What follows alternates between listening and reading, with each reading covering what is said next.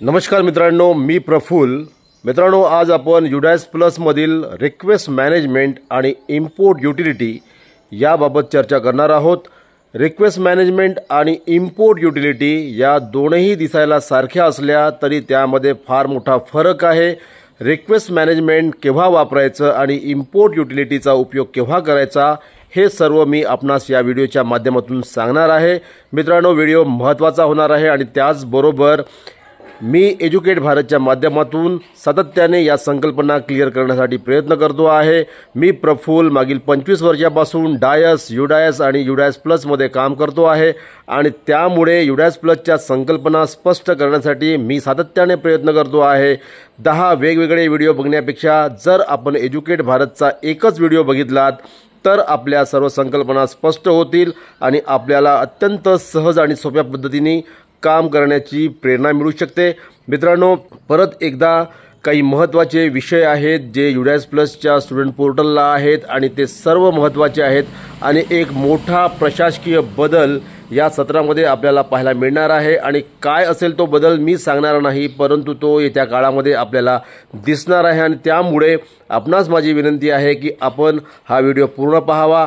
व्हिडिओला पहिल्यांदा आला असाल किंवा चॅनलला पहिल्यांदा आला असाल तर आपण या व्हिडिओला लाईक करावं, चॅनलला सबस्क्राईब करावं, बेल आयकन प्रेस करावी जेणेकरून सर्व नोटिफिकेशन आपल्यापर्यंत पोहोचतील. तर चला मग आता आपण कम्प्युटर स्क्रीनवर जाऊ आणि काय आहे ते नवीन अपडेट्स आणि त्याचबरोबर रिक्वेस्ट मॅनेजमेंट आणि इम्पोर्ट युटिलिटीचा डिफरन्स सुद्धा मी आपल्याला प्रात्यक्षिकद्वारे प्रॅक्टिकली दाखवणार आहे. Let's start now. तर मित्रांनो, सर्वात प्रथम आपल्याला कुठलाही एक ब्राउझर ओपन करायचा आहे. ऍड्रेस बार मध्ये UDAS प्लस टाइप करायचा आहे. एक पेज येईल. उजव्या साइडला log in for all modules वर क्लिक करायचं आहे. त्यानंतर स्टेट सिलेक्ट करून गो वर क्लिक करायचं आहे. आता आपल्या समोर UDAS प्लस चे सर्व मॉड्यूल्स ओपन झालेले आहेत. स्टुडंट मॉड्यूल समोर लॉग इन या बटनवर क्लिक करायचं आहे आणि त्यानंतर या ठिकाणी UDAS कोड, पासवर्ड आणि कॅप्चा एंटर करून लॉग इन वर क्लिक करायचं आहे. आता आपल्या शाळेचा UDAS प्लस च्या स्टुडंट मॉड्यूलचा डॅशबोर्ड ओपन झालेला आहे. करंट अकॅडमिक इयर 2025-26 वर क्लिक करायचं आहे. क्लोज वर क्लिक करायचं आहे. मित्रांनो, हा जो डॅशबोर्ड आपल्या समोर आलेला आहे हा अत्यंत महत्वाचा आहे आणि प्रत्येक मुख्याध्यापक, शिक्षक यांनी सातत्याने या डॅशबोर्डची तपासणी करणे आवश्यक आहे. आपल्या शाळेच्या हजेरीवर जेवढी मुलं असतील ती सर्व मुलं या डॅशबोर्ड वर आली पाहिजे. ती संख्या मॅच होणे आवश्यक आहे. जर विद्यार्थी जास्त असतील तर त्या मुलांना ड्रॉपबॉक्स मध्ये टाकलं पाहिजे आणि जर मुलं कमी असतील तर त्या मुलांना इम्पोर्ट केलं पाहिजे. इम्पोर्ट करणे आणि ड्रॉपबॉक्स मध्ये टाकणे या दोनही ऍक्टिव्हिटी आपल्याला सायमल्टेनियसली करायच्या आहेत आणि त्याचबरोबर जी मुलं पहिल्यांदा UDAS प्लस मध्ये येणार आहे त्या मुलांची न्यू एंट्री सुद्धा करावी लागणार आहे. त्यानंतर आपल्याला स्कूल डिटेल्स वर क्लिक करायचं आहे. स्कूल प्रोफाइल वर क्लिक केल्यानंतर इथे मुख्याध्यापक यांचं नाव, त्यांचा मोबाईल नंबर, शाळेची कॅटेगरी, शाळेचं नाव, शाळेचा खालचा वर्ग, वरचा वर्ग, मॅनेजमेंट, मीडियम सर्व बाबी दिलेल्या आहेत. यामध्ये जर काही बदल करायचा असेल तर तो बदल मुख्याध्यापक आणि जिल्हा कम्प्युटर प्रोग्रामर यांच्या माध्यमातून करता येऊ शकतो. आणि शाळेच्या मुख्याध्यापकाचं नाव कसं बदलायचं, त्यांचा मोबाईल नंबर कसा चेंज करायचा याबाबतचा स्वतंत्र व्हिडिओ मी तयार केलेला आहे आणि त्याची लिंक मी या व्हिडिओच्या डिस्क्रिप्शन मध्ये शेअर करतो आहे. त्याच्यानंतर मित्रांनो, तिसरं महत्वाचं काम जे आपल्याला करायचं आहे ते म्हणजे सेक्शन मॅनेजमेंट. जर आपल्या शाळेमध्ये एखाद्या वर्गामध्ये एखादी तुकडी ऍड करायची असेल आणि त्या तुकडीला जर मान्यता असेल तर आपण तो वर्ग सिलेक्ट करू शकतो आणि वर्ग सिलेक्ट करून ऑटोमॅटिक एक सेक्शन जनरेट होणार आहे. त्याला फक्त ऍड सेक्शन वर जाऊन क्लिक करायचं आहे. ती तुकडी ऑटोमॅटिक तयार होईल. पण मित्रांनो, जर आपल्या शाळेमध्ये अतिरिक्त तुकड्या तयार केल्या गेल्या असतील तर त्या तुकड्या आपण तात्काळ त्या वर्गामध्ये जाऊन जी तुकडी आपल्या शाळेमध्ये नाही ती तुकडी सिलेक्ट करून तिला डिलीट करून टाकलं पाहिजे. हे अत्यंत महत्वाचं काम आहे. आणि त्यानंतर मित्रांनो, आता आपण महत्वाच्या ऍक्टिव्हिटीकडे जातो आहोत. ते म्हणजे रिक्वेस्ट मॅनेजमेंट आणि इम्पोर्ट युटिलिटी. या दोनही विद्यार्थ्यांना इम्पोर्ट करण्यासाठीच आहेत, परंतु त्यांच्यामध्ये डिफरन्स आहे, काही तफावत आहे. तो मी स्पष्टपणे अगोदर सांगतो आणि त्यानंतर या ऍक्टिव्हिटीवर आपण प्रॅक्टिकल पण करून बघू. रिक्वेस्ट मॅनेजमेंट हा जो टॅब आहे या टॅबवर क्लिक केल्यानंतर आपल्या समोर 3 वेगवेगळ्या टॅब्स आलेले आहेत। रिक्वेस्ट मॅनेजमेंट आपल्याला केव्हा वापरायचं आहे की समजा एखादा विद्यार्थी आपल्या शाळेमध्ये प्रवेश घेत असेल परंतु तो विद्यार्थी ज्या शाळेतून आलेला आहे त्या शाळेच्या मुख्याध्यापक यांनी त्या विद्यार्थ्याला ड्रॉपबॉक्स मध्ये टाकलेलं नसेल तर मग अशा केसमध्ये सदर शाळेच्या मुख्याध्यापक यांना आपण एक रिक्वेस्ट पाठवतो आणि तो विद्यार्थी आमच्या शाळेमध्ये प्रवेशासाठी आलेला आहे त्याला तुम्ही ड्रॉपबॉक्स मध्ये टाका अशा पद्धतीची सूचना करतो, त्याला रिक्वेस्ट मॅनेजमेंट म्हणतात। परंतु मित्रांनो रिक्वेस्ट मॅनेजमेंट मध्ये एक अडचण आहे, एक अट आहे। ज्या विद्यार्थ्याला आपण रिक्वेस्ट मॅनेजमेंटच्या माध्यमातून रिक्वेस्ट पाठवणार आहोत त्या विद्यार्थ्याचा किमान जनरल प्रोफाईल जोपर्यंत जुनी शाळा अपडेट करणार नाही तोपर्यंत तो विद्यार्थी आपल्या शाळेमध्ये येऊ शकणार नाही किंवा त्या विद्यार्थ्याला जुनी शाळा ड्रॉप बॉक्स मध्ये टाकू शकणार नाही। एक अत्यंत महत्त्वाची गोष्ट मी आपल्याला सांगतो आहे आणि त्यामुळे रिक्वेस्ट मॅनेजमेंट मध्ये आपल्याला दुसऱ्या शाळेला रिक्वेस्ट तर करायची आहे परंतु ती रिक्वेस्ट समोरच्या मुख्याध्यापक यांना ऍक्सेप्ट करायची आहे आणि समोरच्या मुख्याध्यापक यांना ती रिक्वेस्ट ऍक्सेप्ट करण्यापूर्वी विद्यार्थ्याची जनरल प्रोफाईल अपडेट करावी लागेल आणि जोपर्यंत जनरल प्रोफाईल अपडेट होणार नाही तोपर्यंत तो विद्यार्थी ड्रॉपबॉक्स मध्ये जाणार नाही आणि तुम्हाला त्या विद्यार्थ्याला इम्पोर्ट करता येणार नाही। आणि म्हणून रिक्वेस्ट मॅनेजमेंटच्या मध्ये जर आपल्याला काही अडचण येत असेल तर आपण तात्काळ ब्लॉक MIS कोऑर्डिनेटर किंवा डेटा एंट्री ऑपरेटर किंवा जिल्हा संगणक प्रोग्रामर यांना त्या विद्यार्थ्यांची माहिती उपलब्ध करून द्यावी। तो विद्यार्थी आपल्याला ड्रॉपबॉक्स मध्ये उपलब्ध करून दिल्या जाईल। त्याच्यानंतर मित्रांनो इथे बघा इथे 3 टॅब्स आलेले आहेत, हे समजून घेणे फार आवश्यक आहे। विनंती आहे की आपण चॅनलला सबस्क्राइब करावं, व्हिडिओला लाईक करावं, व्हिडिओ सर्वांना शेअर करावा। आता बघा सर्वात शेवटची जी टॅब आहे व्ह्यू रिक्वेस्ट त्यावर क्लिक केल्यानंतर आपल्याला पाहायला मिळेल की या ठिकाणी या शाळेकडे 2 रिक्वेस्ट पाहायला मिळत आहेत। आता ही रिक्वेस्ट जी आहे काय असेल आणि या रिक्वेस्ट मध्ये काय आहे हे आपण समजून घेऊ। रिक्वेस्ट नंबरवर जेव्हा मी क्लिक करेन तेव्हा त्या विद्यार्थ्याची माहिती आपल्याला पाहायला मिळेल आणि इथे एक रिक्वेस्ट नंबर दिलेला आहे आणि त्याचबरोबर पहिला जो पार्ट आहे या पार्ट मध्ये कोणत्या शाळेने रिक्वेस्ट केलेली आहे ते पाहायला मिळेल आणि दुसऱ्या पार्ट मध्ये कोणत्या शाळेवर ही रिक्वेस्ट गेलेली आहे ते सुद्धा पाहायला मिळेल। म्हणजेच सावरगाव नावाच्या या शाळेवर मी आता काम करतो आहे, त्या शाळेचं लॉग इन केलेलं आहे आणि या शाळेने कुरखेडा शाळेला रिक्वेस्ट पाठवलेली आहे हे आपल्याला याच्यातून समजत आहे। आता आपण दुसऱ्या रिक्वेस्ट वर क्लिक करू।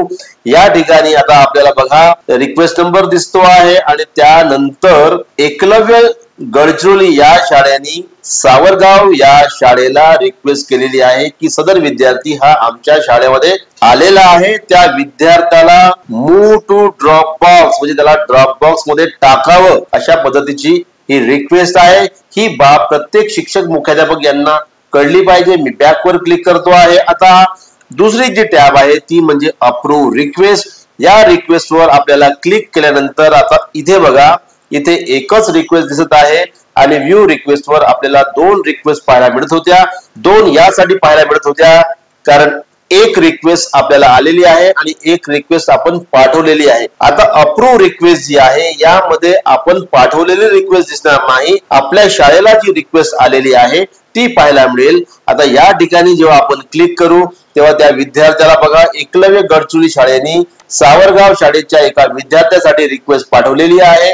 तो विद्यार्थी जर आपल्या शाळेतून गेला असेल तर त्याला ती रिक्वेस्ट अप्रूव्ह करायची आहे आणि गेला जर नसेल तर ती रिजेक्ट करायची आहे। आणि जर मी अप्रूव्ह रिक्वेस्ट करण्याचा प्रयत्न केला तर इथे बघा स्टुडंट पेन नंबर आलेला आहे आणि त्याची काही माहिती पण आलेली आहे। आता तो विद्यार्थी जर आपल्या शाळेतून TC घेऊन गेलेला असेल तर आपल्याला इथे क्लिक करायचं आहे, याच्यावर क्लिक करायचं आहे, कन्फर्म वर क्लिक करायचं आहे। ज्या तारखेला तो विद्यार्थी गेलेला असेल ती डेट या ठिकाणी एंटर करायची आहे आणि त्याच बरोबर जो कॅप्चा दिलेला आहे तो कॅप्चा आपल्याला अचूक नोंदवायचा आहे आणि कारण देताना तो कशाने गेलेला आहे ते कारण आपल्याला अचूक नोंदवायचं आहे आणि सबमिट वर क्लिक करायचं आहे। कन्फर्म वर क्लिक केल्यानंतर की या विद्यार्थ्याचा जनरल प्रोफाईल अजून अपडेट झालेला नाही आणि त्यामुळे या विद्यार्थ्याला आपण ड्रॉपबॉक्स मध्ये पाठवू शकणार नाही। तर ही बाब सर्व शिक्षक, मुख्याध्यापक आणि पर्यवेक्षक यंत्रणेला माहित असली पाहिजे की रिक्वेस्ट मॅनेजमेंट मध्ये सुद्धा आपण विद्यार्थ्यांना इम्पोर्ट करण्यासाठी संबंधित शाळेला रिक्वेस्ट पाठवत असतो, परंतु जोपर्यंत त्या विद्यार्थ्याची जनरल प्रोफाईल अपडेट होणार नाही तोपर्यंत तो विद्यार्थी ड्रॉपबॉक्स मध्ये जाणार नाही आणि म्हणून आपण ती रिक्वेस्ट अप्रूव्ह करू शकत नाही। हा आहे रिक्वेस्ट मॅनेजमेंटचा मूळ उपयोग। बॅक वर क्लिक केल्यानंतर परत एकदा मी रिक्वेस्ट मॅनेजमेंट जातो आहे।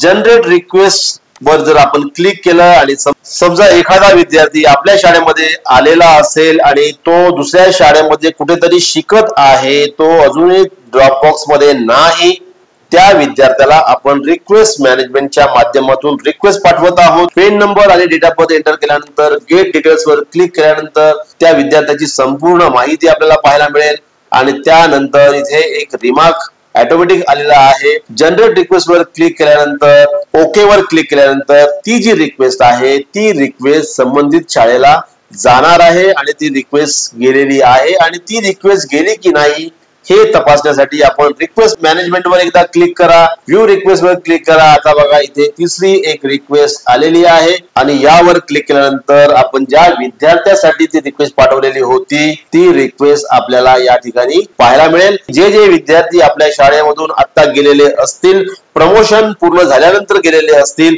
त्या सर्व विद्यार्थ्यांना कोणत्याही रिक्वेस्टची वाट न पाहता तात्काळ ड्रॉपबॉक्स मध्ये टाकावं, कारण युडाइस प्लसचा डेटा यावर्षी अत्यंत महत्वाचा होणार आहे। मोस्ट प्रोबॅबली 31 जुलै पर्यंतचा जो डेटा आहे तो डेटा अत्यंत उपयुक्त होणार आहे आणि म्हणून सर्व शिक्षक, मुख्याध्यापक यांनी आपल्या शाळेतून गेलेले सर्वच्या सर्व विद्यार्थी ड्रॉपबॉक्स मध्ये टाकून द्यावं।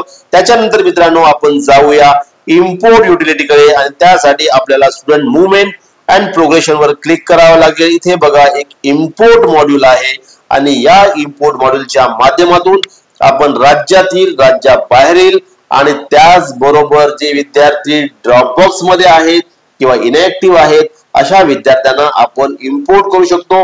मित्रांनो इथे इनॅक्टिव्हच्या बाबत मी एक महत्वाची सूचना सांगतो आहे की जर एखादा विद्यार्थी इनॅक्टिव्ह झालेला असेल तर त्या विद्यार्थ्याला अगोदर ऍक्टिव्ह करून घ्यावं लागेल आणि त्यासाठी आपण डेटा एंट्री ऑपरेटर किंवा ब्लॉक एमआयएस कोऑर्डिनेटर किंवा डिस्ट्रिक्ट कम्प्युटर प्रोग्रामर यांना संपर्क करावा आणि ते त्या मुलाला ऍक्टिव्ह करून देतील, त्याला ड्रॉपबॉक्स मध्ये पाठवतील आणि त्याच्यानंतरच आपण त्या मुलाला इम्पोर्ट करू शकतो। इम्पोर्ट युटिलिटीचा मुख्य उपयोग आहे तो म्हणजे जे जे विद्यार्थी ड्रॉपबॉक्स मध्ये आहेत त्या विद्यार्थ्यांना आपण इम्पोर्ट करू शकतो। आता समजा एखादा विद्यार्थी आपल्याला इम्पोर्ट करायचा असेल तर आपल्याला गो वर क्लिक करायचं आहे। जर आपल्याकडे पेन नंबर नसेल तर आपण आधार कार्डचा उपयोग करून त्या विद्यार्थ्याचा पेन नंबर आणि डेट ऑफ बर्थ शोधू शकतो आणि यासाठी सुद्धा मी मागच्या सत्रामध्ये एक व्हिडिओ तयार केलेला होता। गेट पेन आणि डेट ऑफ बर्थ वर आपल्याला क्लिक करायचं आहे। इथे आधार नंबर एंटर करायचा आहे, मुलाचा जन्मवर्ष एंटर करायचा आहे। सर्च वर क्लिक केल्यानंतर त्या मुलाचा पेन नंबर आणि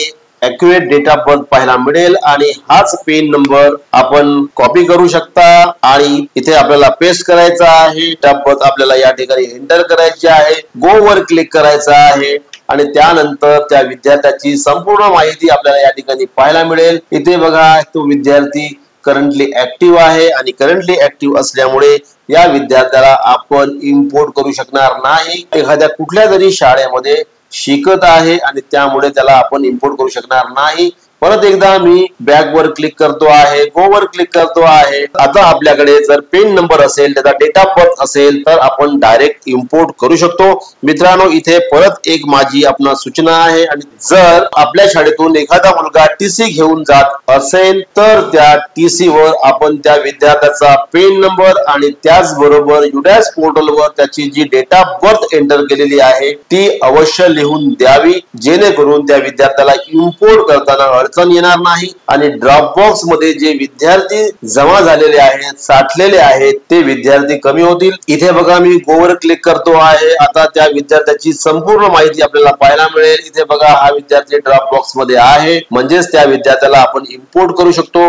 खाली यायचं आहे, जे आपल्याला वर्ग दिसणार आहे, ज्या वर्गात तो विद्यार्थी इम्पोर्ट होणार आहे, सेक्शन सिलेक्ट करायचं आहे आणि ज्या दिवशी तो विद्यार्थी आपल्या शाळेमध्ये आलेला असेल ती डेट या ठिकाणी एंटर करायची आहे. इन केस जर आपली डेट इथे एक्सेप्ट होत नसेल तर करंट डेट आपल्याला एंटर करायची आहे आणि ज्या वेळेस आपण त्या विद्यार्थ्याचा जनरल प्रोफाईल आणि एनरोलमेंट प्रोफाईल अपडेट करणार आहोत त्यावेळेस ती डेट आपण अपडेट करू शकता. इम्पोर्ट वर क्लिक करायचं आहे, कन्फर्म वर क्लिक करायचं आहे आणि अशा पद्धतीने तो विद्यार्थी इम्पोर्ट होणार आहे. आणि त्याचबरोबर इम्पोर्ट मॉड्यूल वर गेल्यानंतर मित्रांनो इथे एक ड्रॉप बॉक्स ऑप्शन आहे, यावर क्लिक करायचं आहे आणि जर आपल्याकडे त्या शाळेचा युडॅस कोड माहित असेल तर आपण डायरेक्ट युडॅस कोड एंटर करून सुद्धा त्या शाळेमध्ये कोण कोण विद्यार्थी ड्रॉप बॉक्स मध्ये आहेत ते बघू शकतो आणि त्या विद्यार्थ्यांना आपण इम्पोर्ट करू शकतो.